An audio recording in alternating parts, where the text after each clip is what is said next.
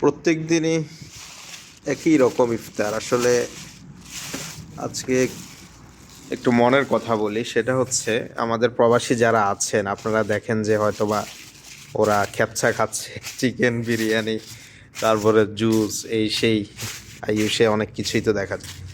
But আমাদের দেশের পরিবেশের সাথে মিশে গিয়ে আমাদের দেশীয় ইফতার যে একটা স্বাদ, এমনকি যে একটা ভালো লাগা, আত্মতৃপ্তি, সেটা আসলে কোনোভাবেই আপনি এগুলাতে খুঁজে পাবেন না। এটাই হচ্ছে বাস্তবতা।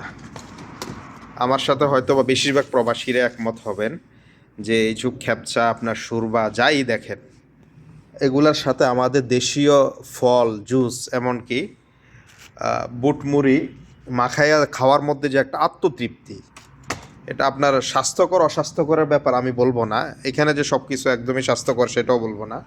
এই যে এগুলো তো ভাজা পড়া, এই যে চমোসাগুলো, এগুলো তো ভাজা পড়া, ঠিক আছে না? তারপরে এটা, এই দুইটা জিনিস স্বাস্থ্যকর বলা যায়, কারণ হচ্ছে তেল খুব কম ইউজ করা হয়।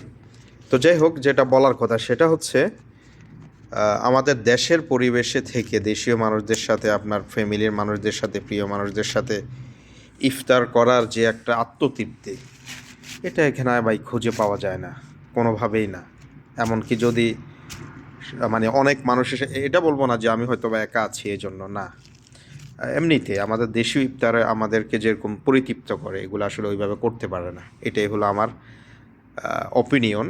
হয়তো বা আমার সাথে কেউ একমত হবেন, আর কেউ নাও হতে পারেন। ধন্যবাদ।